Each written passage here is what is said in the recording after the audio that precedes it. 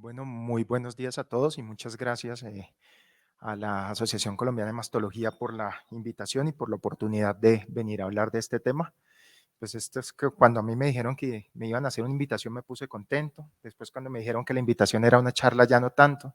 Y cuando me dijeron que era hablarle de mamaprint a cirujanos de mama, pues ahí sí es cierto. O sea, eso más o menos es como una mala invitación que le hacen a uno. Pero bueno, vamos a intentar darle vueltas a este camino.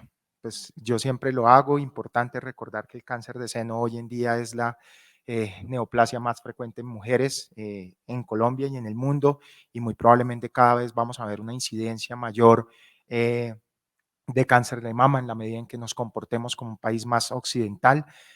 Dentro de muy poco, la OMS estima que para el año 2030 el cáncer ya va a ser la primera causa de muerte por encima de la enfermedad cardiovascular. De hecho, en países como España ya hoy en día el cáncer es la primera causa de muerte por encima de la enfermedad cardiovascular. Em, y esto claramente tiene una relación, digamos, con los estilos de vida relacionados a lo que llamamos desarrollo. Entonces, el tipo de vida, el sedentarismo, el consumo de alimentos, el tabaquismo, etcétera, etcétera, etcétera. Así que tenemos que estar preparados para cada vez ver más cáncer de seno en nuestra población. Y yo creo que de hecho en la práctica diaria lo estamos viendo. Con un problema, y es que en Colombia aún tenemos una brecha de incidencia mortalidad estrecha, ¿cierto? Entonces, más o menos cuando uno mira la mortalidad por cáncer de mama en los países desarrollados, ellos tienen una incidencia que está casi más o menos por el orden de los 100 casos por 100.000 habitantes, con una mortalidad que ronda los 14 casos por 100.000 habitantes. Nosotros tenemos una incidencia que está alrededor de los 34, 40 casos por 100.000 habitantes, 40.8 por los últimos datos de Globocan, pero tenemos los mismos 14.8 casos de muertes por cada 100.000 habitantes. Entonces, en realidad nosotros estamos teniendo el doble de muertes por cada caso diagnosticado de cáncer en nuestra población, y pues los que hemos mirado el estudio Concord, por ejemplo, sabemos que Colombia tiene una de las supervivencias más cortas a 5 años, no en los países desarrollados, sino en los países de la región, cuando nos comparamos con Argentina, con Chile. Entonces, pues esto es, digamos, un llamado a que claramente tenemos que hacer un impacto grande en el cáncer de seno temprano, que en última son los cánceres que vamos a poder curar. Y entonces, cuando empezamos de MamaPrint, realmente yo creo que lo importante es entender un poco en qué consiste la prueba, ¿cierto? Es una prueba desarrollada por un centro académico. Lo que hicieron ellos era una cohorte que tenían desde más o menos 1984 y la siguieron y iniciaron con un set de genes de más o menos 5.000 genes para intentar identificar, ellos buscaban inicialmente intentar identificar o predecir la aparición de metástasis, pero también predecir la aparición de alteraciones genéticas de alto riesgo tipo BRCA1, BRCA2 a través de estos, digamos, grandes sets de paneles de expresión genética.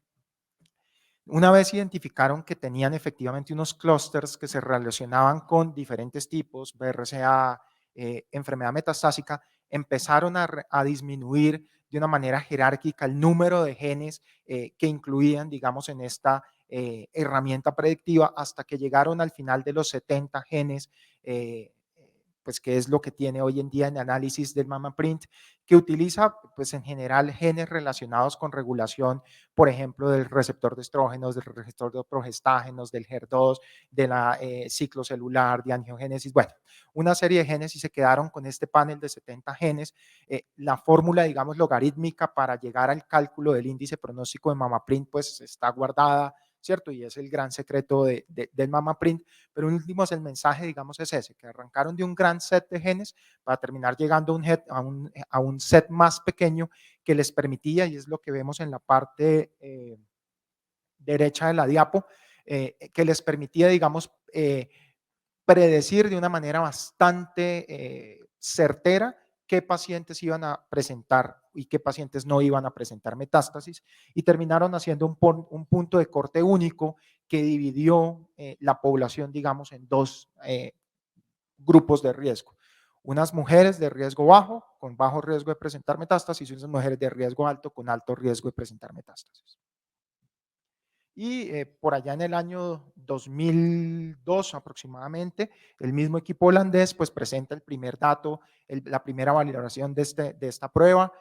Obviamente, como las primeras validaciones, fue una validación retrospectiva en donde claramente con esta herramienta lograban identificar dos grupos de riesgo: un grupo de riesgo bajo, la curva azul superior; un grupo de riesgo alto, la curva roja inferior, que no solo tenía impacto, digamos, o permitía predecir supervivencia libre de progresión, sino también supervivencia global, y adicionalmente hicieron un análisis de entrada en cómo se comportaba esta herramienta también en los pacientes que tenían ganglios negativos o en los pacientes que tenían ganglios positivos, ¿cierto? Entonces también encontraron que esta herramienta era predictora no solo en los pacientes de ganglios negativos, sino también podía tener un factor, perdón, estoy utilizando mal la palabra, no predictora, pronóstica en los pacientes que eran ganglios positivos. Entonces, el primer mensaje, digamos, es que claramente esta herramienta tiene un impacto pronóstico, o sea, pronostica qué pacientes van a tener o no un mal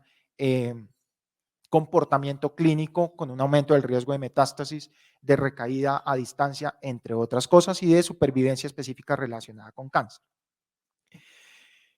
Al igual que otros, digamos, herramientas que tenemos de este tipo, pues esto llevó a que se extrapolara estos resultados pronósticos a un posible beneficio o no de la quimioterapia, ¿cierto? Entonces, lo que decíamos inicialmente es, ok, entonces tenemos un grupo de bajo riesgo, con baja probabilidad de presentar metástasis, pues muy probablemente esos pacientes pudiéramos dejarlos sin tratamientos quimioterapéuticos. Y esa fue, digamos, como la primera aproximación que tuvieron este tipo de pruebas. Sin embargo, lo que se debía hacer, y fue lo que se terminó haciendo, era validar esto de manera prospectiva.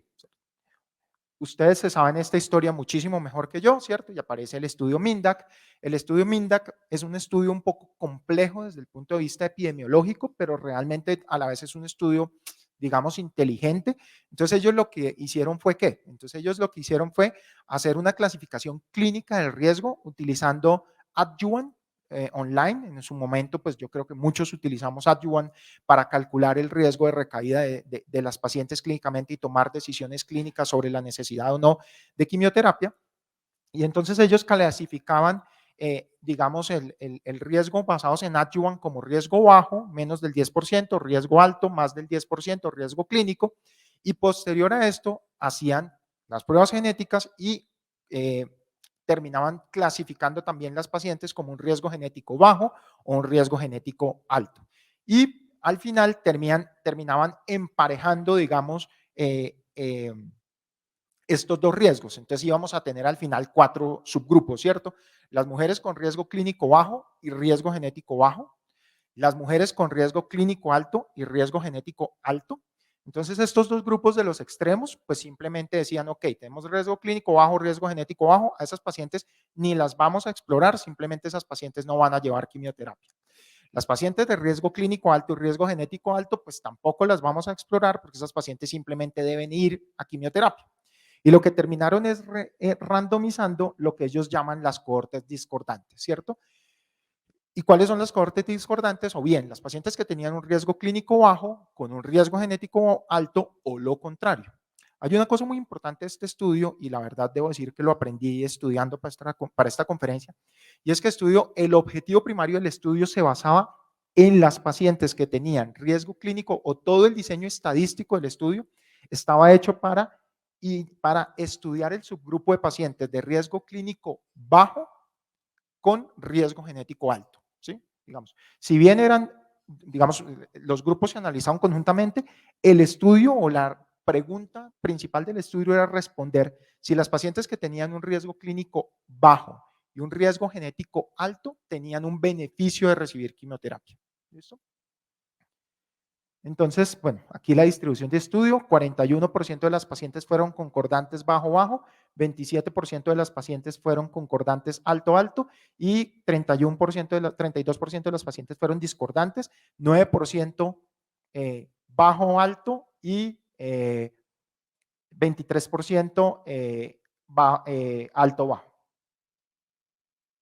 ¿Qué fue lo que terminó encontrando el estudio? Como les decía, digamos, el objetivo principal del estudio era ver cuál era el comportamiento de las pacientes que tenían un riesgo clínico alto, pero un riesgo genético bajo.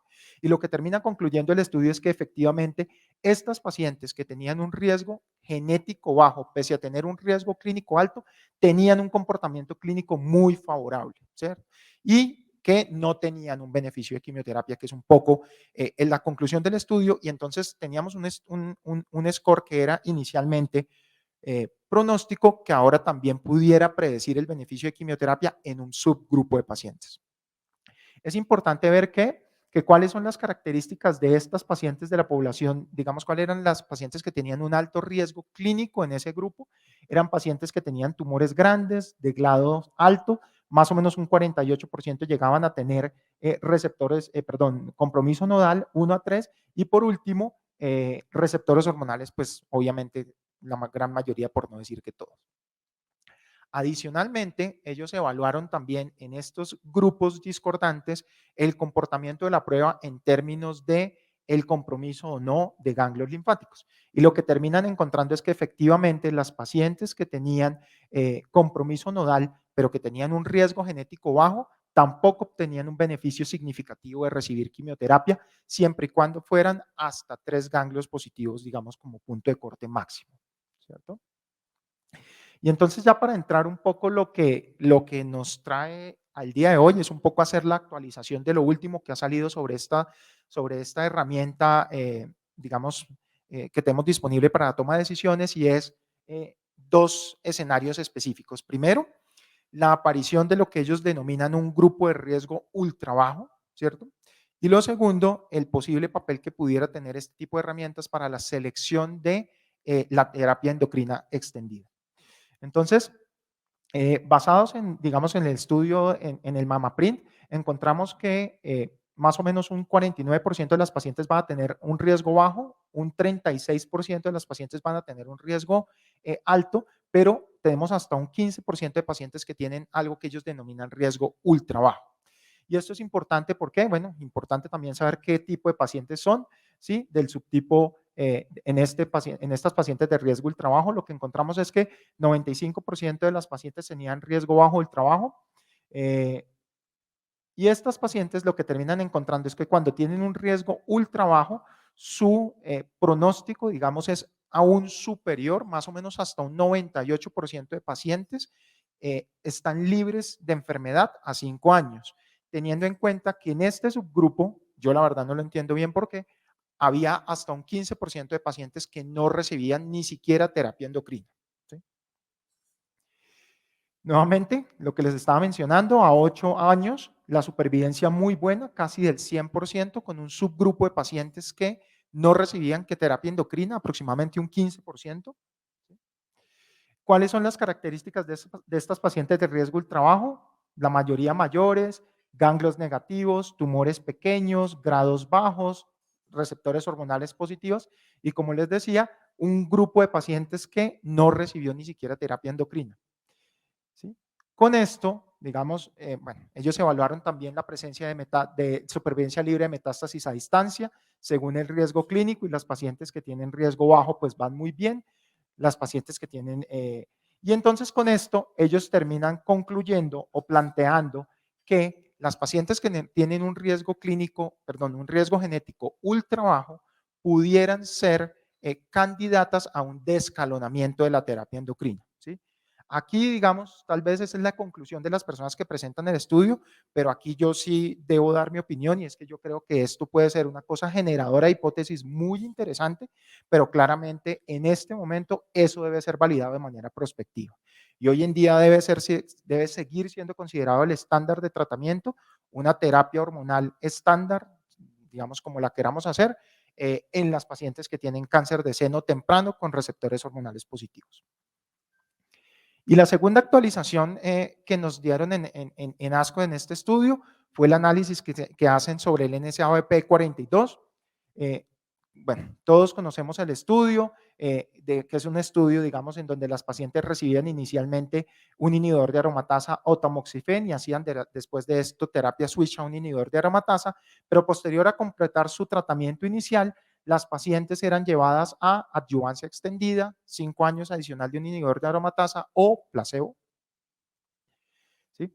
A 10 años, lo que se ha encontrado específicamente es que efectivamente hacer adyuvancia extendida en la población global reducía el riesgo de recaída en más o menos un 3.3% de reducción absoluta, con un hazard ratio de 0.85, sin una diferencia significativa en supervivencia global, motivo por el cual, digamos, la pregunta es si debemos o no hacer adyuvancia extendida a todas las pacientes. Hay otros, digamos, estudios que han intentado evaluar desde el punto de vista genético, como el BCI, por ejemplo, cuál es digamos, qué herramientas podemos utilizar para seleccionar qué pacientes vamos a llevar a terapia extendida. También tenemos algunos, digamos, subrogados clínicos. Entonces, por ejemplo, pacientes con alta carga nodal, ¿cierto? Que son pacientes que son candidatas a terapia endocrina extendida. Y lo que intentaron hacer es, basados, digamos, en la plataforma del NSABP, mirar cómo se comportaban las pacientes haciendo un mama print para ver si el mama print pudiera tener, digamos, un valor también predictivo del beneficio o no de una adyuvancia extendida. Entonces, lo que hicieron en esto fue que, como les digo, tomaron la plataforma del NSABP 42, que eran 3.900 pacientes. De estos, 2.300 pacientes tenían bloques disponibles para la realización de un mama print y la cohorte final fueron 1.800 pacientes. De esos, aquí tenemos las causas por las cuales se excluyeron las pacientes. Más o menos 400, 500 pacientes se excluyeron porque no había cantidad suficiente de material, menos de 30% de contenido tumoral para 160 pacientes, una calidad inadecuada del ARN para hacer el estudio en 270 pacientes y una hibridación inadecuada en 34 pacientes. ¿Sí? Estas son las características de base de los pacientes, en donde vemos, digamos, que tenemos la población total en la primera columna, la población de que se le hizo el mama print y por último la población excluida de la cohorte a la que se le hizo mama print, y vemos que en general pues las poblaciones estaban adecuadamente balanceadas en los diferentes brazos, ¿sí? Excepto específicamente en el status HER2, en donde habían, digamos, menos pacientes HER2 positivos en las pacientes que se le hizo mama print, como era además, pues creo que de esperar. Y lo que termina encontrando, ¿cuál es este estudio? ¿Qué es? Que las pacientes que reciben adyuvancia extendida, cuando tienen un mama print bajo, ¿sí? Tienen un menor riesgo de recaída con un hazard ratio de 0.43 y con una P estadísticamente significativa. Mientras que las pacientes que tienen un mama print de riesgo alto parecieran no tener un beneficio de la adyuvancia extendida, un hazard ratio de 0.65 con una P no significativa. Aquí también debo hacer, digamos, una interpretación propia. Las personas que presentaron el estudio también terminan concluyendo, digamos, que muy probablemente las pacientes que se benefician de adyuvancia extendida son las pacientes que tienen un riesgo genético bajo, ¿cierto? Versus las que tienen un riesgo genético alto. Y esto un poco, digamos, la preocupación que a mí me queda es que sería una cosa contraevidente, ¿cierto? Porque justamente en teoría las pacientes de riesgo alto debieran ser las que más obtendrían beneficio de este tipo de intervenciones. Y lo segundo es que al ser un análisis retrospectivo, si nosotros vemos el hazard ratio 0.43, 0.65, pues claramente también hay un hazard ratio positivo acá, motivo por el cual la pregunta es si esta P termina siendo no significativa, porque efectivamente es que no hay una correlación digamos, o no hay un beneficio de la presencia, digamos, de un beneficio de utilizar letrozol en las pacientes de riesgo alto, o es un problema, por ejemplo, de muestra en este tipo de pacientes. ¿Sí? Nuevamente, para concluirles que las pacientes que tenían riesgo bajo tenían un beneficio, una reducción del riesgo de aproximadamente el 7% cuando reciben, digamos, adyuvancia extendida o 5 años adicionales de letrozol. ¿Sí? Y pues como les mencionaba, las pacientes específicamente que más beneficio obtienen son las pacientes que tienen riesgo bajo. El riesgo ultra bajo parece que no tiene un beneficio. Yo creo que esto sí pudiera ser una cosa, digamos que probablemente las pacientes que tienen riesgo ultra bajo probablemente no tienen un beneficio de hacer una adyuvancia extendida. ¿Sí? En cuanto a objetivos secundarios, específicamente mirando los subgrupos, como les mencionaba, solamente para los pacientes que tienen riesgo del trabajo, ¿sí? No se observó un beneficio significativo en ninguna de las pacientes, ¿sí? Y ya para concluir, y para, en aras del tiempo, pues yo creo que Mamaprint hoy en día es una herramienta pronóstica claramente validada y predictiva del beneficio de quimioterapia, específicamente en la población con riesgo clínico y genómico discordante, para mí principalmente en la población de riesgo clínico bajo. ¿Sí? Tumores menos de 5 centímetros y hasta 3 ganglios positivos. A mí una de las cosas que me gusta, digamos, de esta prueba específicamente es la utilidad que pudiera tener en población hasta 3 ganglios positivos. La presencia de población de ultra bajo riesgo pudiera significar un subgrupo de pacientes en los cuales pudiéramos empezar a pensar en un descalonamiento de la terapia. Sin embargo, a mi gusto, esto debe ser valorado o validado específicamente de manera prospectiva y hoy en día no debemos tomar decisiones aún con este tipo de estudios.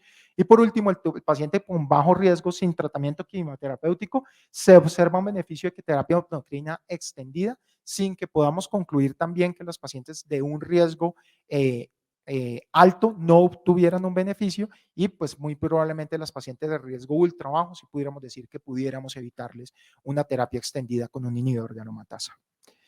Pues con eso yo termino y muchísimas gracias a todos ustedes.